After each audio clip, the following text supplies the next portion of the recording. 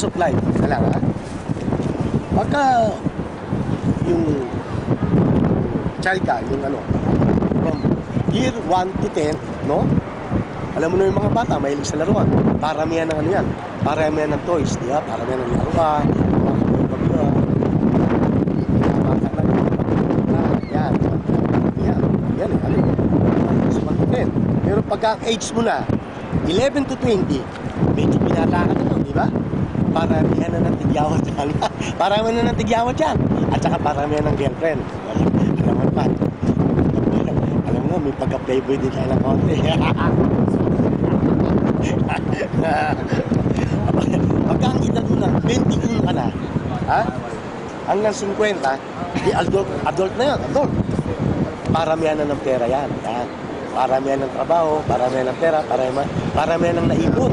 Siyempre, kaya ako ka rin para palang araw meron kong madudukot, di ba? Di ba? Ganyan lang yan eh. Ganyan lang naman ang buhay. Yan. Di paramihan na ng pera na, no? Okay, pagka ang edad mo, 51 to 70 na, senior ka na nun. Papunta ka na ng senior eh, di ba? Yan. Dito naman, sa napansin ko ako na-experience ko, paramihan na ng sakit. Masakit ang likod mo, masakit ang paa mo, kung may arthritis ka na, masakit ang mata mo. Ayan, katulad doon. Medyo nagsasalamin na, hindi na ako makabasa. Ano kaya, magamit ako na yung sana, kailan nga sana, mababasag na. Hindi ko mabasa. Yan ha, senior na yun. Ha? Ang edad mo, 51 up to 70. Yan. Paramihan ng sakit, paramihan pa ng gamot na iniinom. Yan. Kaya ako sama-sama, ang dami ko rin iniinom na gamot. 10 taon na akong umiinom ng gamot. Adalat, Lipitor, Altes. Yan ang mga iniinom ko. 10 taon na. Baka 71, mataas. Ha? Mataas na. Medyo pa-ending na yun eh. Hindi ba? Yung parang buwan, parang araw, pag gano'n, pag sumisikat, palubog na gano'n, palubog na gano'n. Takip siling na. Pa-ending na. Pabonggahan mo na ng ano yan. Ng libingan, ng funeral. Eh siyempre, di tayo papunta naman lahat. Kaya, pabonggahan naman. Kung sino yung mga, yung marami kang bisita, marami nakiramay sa'yo, matataas na tao, na dumalaw sa'yo, may pangalan, mayayaman. Yan, ganyan ang ano. Pabonggahan naman ng funeral. Yan ang buhay, yan ang station ng buhay. O, tapos, ano ba siya? Naisip ko. Yung yes or no. Tanong lang yan, yes or no. Yan, di ba? Yan, yes or no.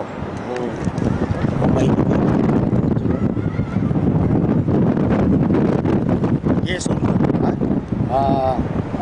Pag ang tanong sa'yo, number 1 na tanong sa'yo, do you smoke? Siyempre, sagot mo, no. I don't smoke. Di ba? Number 2, do you drink? Kung ako pakonti-konti. Siyempre, konti-konti na pagka-bukas. Sasagot mo rin, no. Ha? Number 2 tanong, susubal ka ba? Wala pa akong hilig dyan. Medyo Kaya ang sagot ko, no rin. No. Sagot ko sa nagsyon. Number 4, nang bababae ka ba? Wala rin eh. Wala rin. Walang pumatol. Kaya ang sagot ko rin doon, no. Ayan, no. No eh. Dahil 5 tanong, maligaya ka ba? Na walang bisyo? Siyempre, mag-isip mo. Tinanong ka na gano'n. Kung ikaw tanongin na gano'n, maligaya ka ba na walang bisyo? Ano yung sasagot mo? Siyempre, no rin. Hindi rin ako maligaya eh. Hindi. Siguro, mabuti nga, magbisyo ka. Yung katulad ng ibang tao. Parang may katuwiran nga sila eh. Ako, minsan pinag-iisipan ko rin kung ba't tayo nandito na ano, yun pala, kung hindi rin tayo magiging maligaya. Di ba? Wala. Kaya medyo pag-isipan nyo mabuti yun.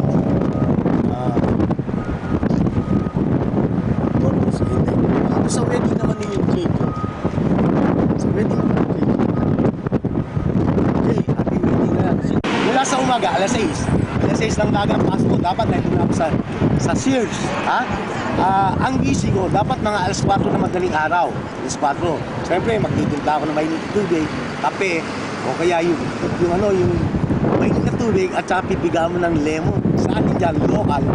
Kasi, dito medyo class tayo dito. May pampiga pa ako. Pigang-piga yung mahal pa kasi sa alas. Naingit nga si Lynn. Hindi makabili si Lynn, kaya namahal-mahal. Alam mo na si Glenn, may pagkakurip na din yan. Ayun, di 6, ano? 6 ang pitsa ng trabaho ko, punta ako ng Sears. Yung Sears naman, ang gano'ng kalayo doon sa bahay namin, mga siguro mga 1 kilometer. Pwedeng lakarin eh, pagka hindi winter eh. Pwedeng lakarin eh, pagka hindi winter. Pero, siyempre, tinatamad ako, ha? Bumuko ako ng Metrobus, lalo na pagka winter, may yelo, may snow. Ha? Ang snow, pagka madudulas ka. Alam mo na pagka alam mo na ako, pipilay-pilay ako, pagka madali ako madulas. Pagka nadulas ka rito, pagka nakita ka ng mga puti, are you okay? Are you okay? Nadulas ka na nga, are you okay pa, hindi ka man lang tulungan. Basta ganun lang sila na nga, are you okay? Hindi ka naman tutulungan, ano? Tapos, siyempre, pagod ka, medyo, magsasound ka, di ba? Magsasound ka. Alam mo naman sound so, talagang high-tech. The best sound in town sa Toronto. Mga speaker pa lang yun, ha? Ang bili ko, $350. Dalawang isang bass. Talagang dumatagundong, lintik ang sound talaga. Dumatagundong, para kang naka-sense surround. Pero alam mo naman, boss, yun ang the best. Boss sound. Kaya, boss, yung aking camcorder, the best. Sony camcorder. Boss, aking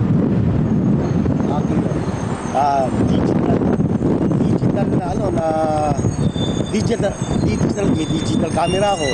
Tatlong camera ko eh. Na camcorder eh. Tapos, meron akong yung VHS. The best din yung nabili ko eh. Puro the best eh. Puro the best yung nabili ko. Siyempre, pagdating ko, alauna, mga 1:30, nasa bahay na ako. Magsasounds ako. Boss, siyempre, gumadagundong eh. Nagre-reklamo nga yung kapitbahay ko dahil sa lakas ng sound eh. Talagang, ayun, may magsasound ako mga tatlong oras siguro. Mga magandang music, mga magandang bass. Tapos mag-ano na ako, bubuksan ko yung laptop ko. Alam mo yung laptop ko, the best din. Dell.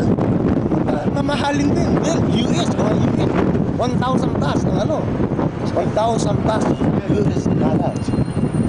Nabili ko. No? May kasamang printer na yon at saka yung editing yung software. Yan. Kaya yun. The best din. Kaya makikinig kayo. Nakuha sa internet, yung radyo, DCMA, DCRH, DCXL. Kaya, yun, pagka makikinig naman ako, bubuksan ko, yan. Umisan, makikinig ang mga balita, gano'n. Tapos, makikichat naman ako, siyempre, konting chat-chat yan, marunong ako mag-chat-chat Hindi naman ako nila, Sino ba ka-chat mo dati? Yung mga ka-chat-chat ako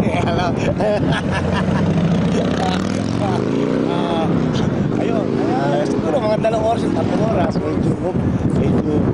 medyo, siyempre, may alas 6 medyo di ba? Siyempre, magluluto ka naman ang ulam mo, ayan, magluluto ka, gano'n.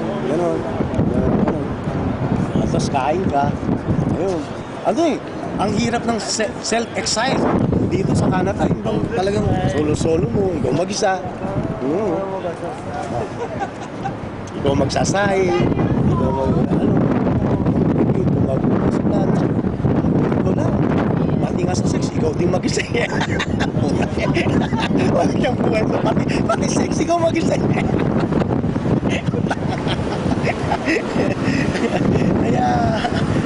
Kaya ang buwan dito sa sex style, mabigat.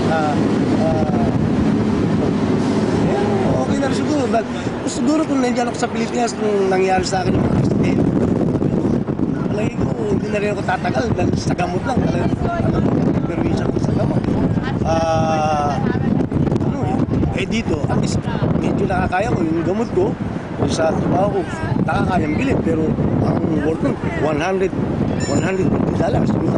Mahal ang gamot dito eh. So, yung doktor, lagi pang recharge siya.